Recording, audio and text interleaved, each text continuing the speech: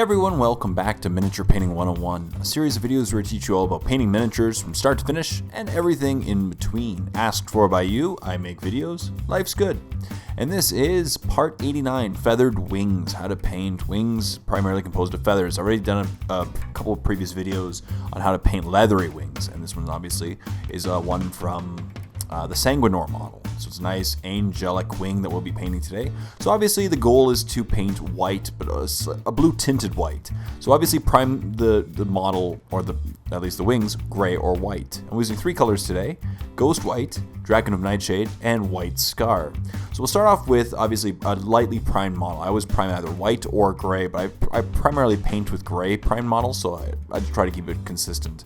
And we'll apply two thin coats of Ghost White, which is a thin color from the Reaper range. It's quite nice. It is white, but it has a bluish tint to it. It's a bit colder of a white, and that's what I really like for these wings. We'll be using a lot of blue tints on the wings. That way there'll be some definition, but in the end it'll still build to a white. So it's two thin coats of this white, this Ghost White. It is a little thin from Reaper, as most Reaper paints are. So I like to just apply two nice solid coats and make sure you get two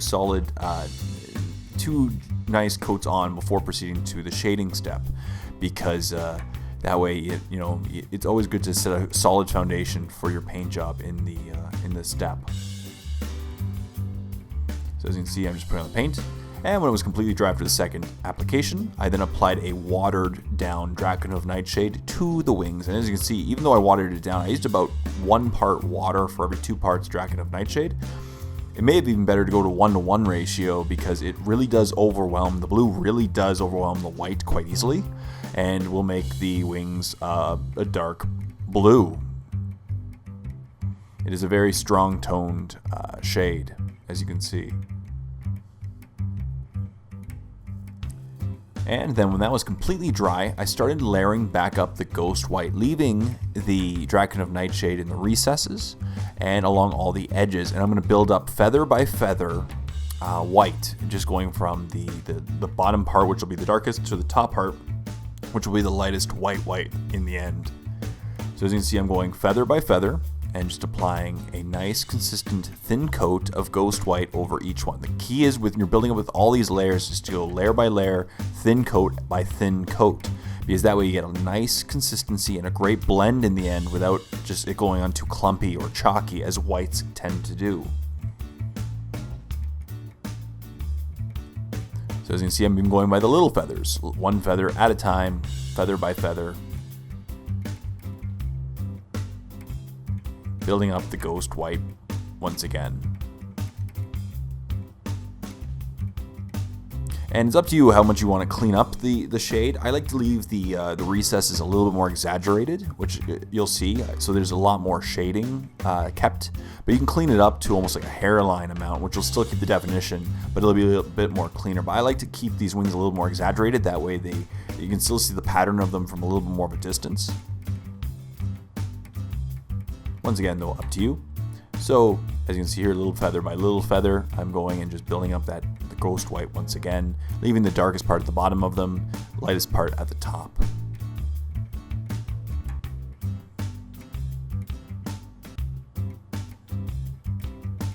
And then what I did was I took the White Scar and I mixed it in and had a little bit of a acrylic medium just to thin it down once again. And so it's a 1-to-1 mix of Ghost White and White Scar. So it still has a bit of a blue cold feel to it, but it's a bit whiter. And then once again repeated this process, building up from lightest at the top to, and obviously I should have started at the top and just worked my way downwards, but just the way I tend to work my brush, it's easier for me to work left to right, I find. So I just started and worked my way left to right, as I am right-handed. And so, of course, I didn't start at the very bottom, because I'm building up a gradient of colors, and then I just worked my way up towards the top, obviously building up the lightness as we go. And then once again, working on all the mini feathers as well under them. I'm just showing it's much easier to see on these larger feathers, and then I'll do the same thing on all the little ones as well. White Scar, of course, is from the Citadel range, so it's a bit thicker than the Ghost White. I always thin down my paints, especially when doing these gradients. So you can see here, little feather by little feather, I'm building up those colors again. And for the final step, pretty intuitive after this, is just white scar by itself. Once again, I did thin it down with some acrylic medium. That way it's nice and thin. Great for blending. Doesn't go on too chalky. Doesn't show the brush strokes. And just continue building this gradient towards the top of the feathers. And that way, as I said, it's a great bluish white gradient, so it's a bit colder at the bottom, up to a true white at the top.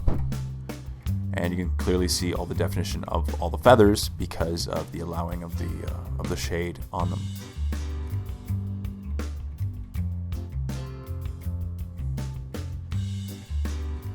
And that's essentially it in a nutshell. That's how I like to paint my feathered angelic wings. Just start with a nice white, blue shade, and then build up some tones. And in the end, this is what the feathered wings look like in the end. As you can see, you can clearly see all the definition of all the feathers uniquely. They're a little bit more exaggerated because that way you can see them at a distance. And I painted in the gold using old gold just to show the contrast of what it would look like in the end. And in the end, it turned out pretty cool and really nicely. I really love the way that the feathers look. And it's a bit of a, if you look at it carefully, it's a blue tint at the bottom, working way up to the true white at the top.